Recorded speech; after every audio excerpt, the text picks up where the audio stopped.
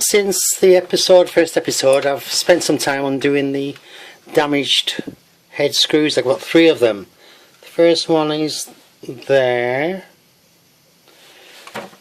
The other 2 are around the other side. One of them is here, and the last one was holding the float chamber on. And in fact, it was over one of these. There's 3 of them, 1, 2, 1 down there, holding this on. And I put it somewhere, but I don't know where, but it was completely collapsed on the head. So I used a big hammer and a small chisel. I've got lots of different things supposed to be screw extractors, but I find that the big hammer, small chisel, a little bit at a time, just trying to move it round, is often the best, most successful way. Since the first episode, what I've also done is there's some wire connections down on the bottom here, and what I've done is I wrapped some sellotape round each wire, which I'll just do a quick demonstration with the sellotape just to show you how I did it. Here's the sellotape. Take off a small piece, maybe, I don't know, inch or something. You fold it round the cable in half, as so.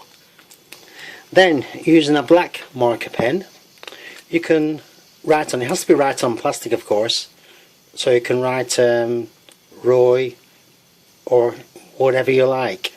But it's a quick and easy way to identify wires. Once I've taken the wires off, who knows whether they'll go on this carburettor or this carburettor.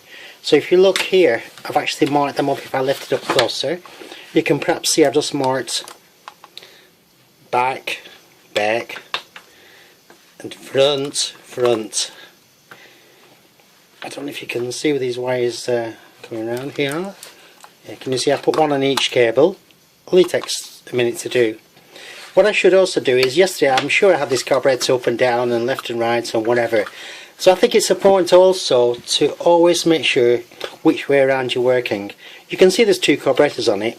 This is actually the top, so this is the top here, but the bottom, obviously it's got 2 openings and looks obviously a bit similar, but the openings at the top, obviously where the airbox drop on, are bigger. But you can see here, this is where the cables come in, and this is where the cables attach. So this is definitely the front, this is the top, the cables come down here. What I've also discovered when I took it off the bike was that the choke cable, which is this thing here, this one goes to the handlebars, and then it has a splitter. Let me just turn this round to see it better. It has some sort of splitter mechanism here. This splitter mechanism enables the cable, one to go here to choke this carburettor, the other one, which, let me just turn it around so you can see it better,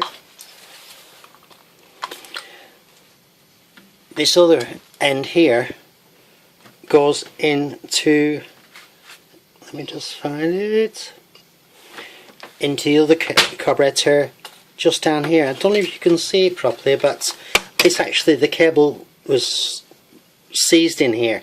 You can see I've just got the cable end, and the plunger, supposed to move up and down, doesn't move anywhere.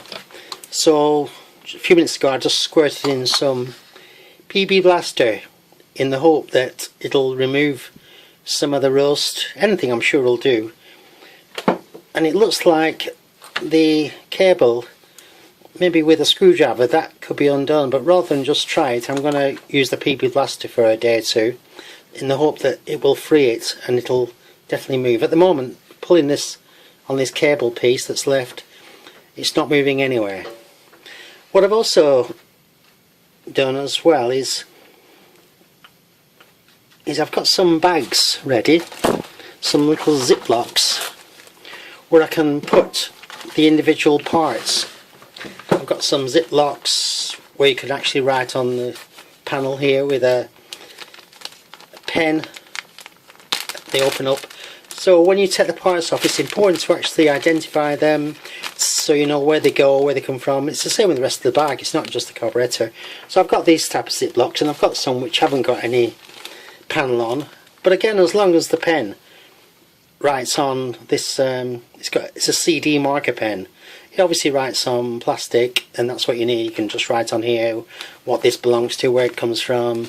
So I do that with all the parts. Ooh. And I've also got a larger version. Let me just dig it out. Here it is. This is a larger version. Obviously this throttle cable will fit inside here once we take that off. So what I'm going to do now is I'm going to take off, I took off this little thing. So this is the front, this is the top. Yesterday, or the last one, I took off this thing which was on the other side, which is over here. Can you see it there?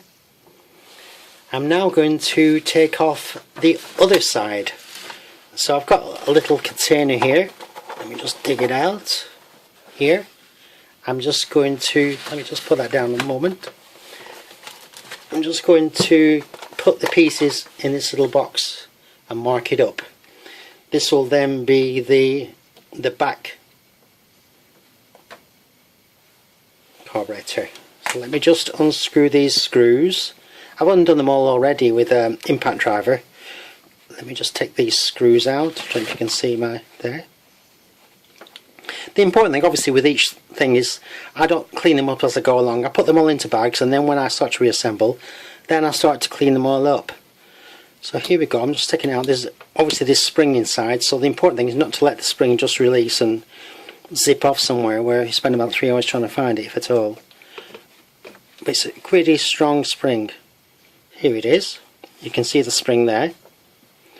So I'll just take out the whole thing, put it into the box, take out this washer, put that into the box, and then obviously put the box lid on, of course, with the screws, and then we just write onto it rear. So we know which is the front, which is the rear. The other one's marked up front, or it will be in a few minutes anyway. So I think the next thing we can take off is this little thing here. It's some sort of electrical connection. I have no idea what it's for, but I've already got the screws undone. So let's just take these screws out. Take them out here. It's coming out. As I say, I've already undone them already, these screws, because they were quite tight. Here we go, we just got the last one coming undone now. If we just lift this off, here it comes. So we'll stick this in one of these little bags. I think this is all the bits. I don't know if anything else is actually. No, that seems to be all of it around there, nothing. That seems pretty tight. So that's that little doodah whatnots in the bag. What we'll also do now is, while we're on this particular video, we'll take off this choke mechanism here. The wire is actually broken on the other one, so it's obviously not working. So I've just bought one off the internet. What I'm going to need is a new spring, which I have to go to Suzuki, I do believe, because I can't find anything on the internet. So I don't know if you can see that properly. I'm just pulling it out now. This one obviously came out as a, that's how it should be with this plunger, but on the other one the plunger is totally stuck. So, and this spring that's here that you can see, hopefully, this is just corroded and broken in two pieces, so we're definitely going to need one. And in fact, looking at this one doesn't look in such good condition either. So once I get the new cables, then I'm just going to clean all this up, clean these bits up, and obviously I'm putting new screws on all through. So we'll put this particular section thing into the large bag.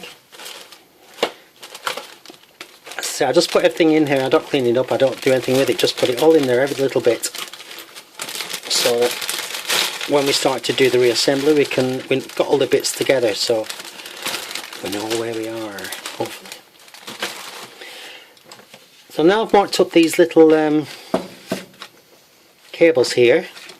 This obviously is the other ends that plug into the connection. We can just unplug them, hopefully. One down, one to go.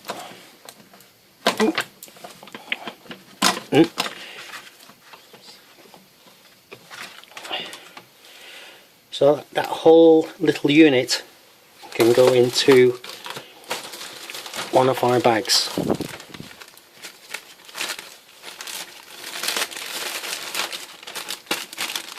Put that to one side.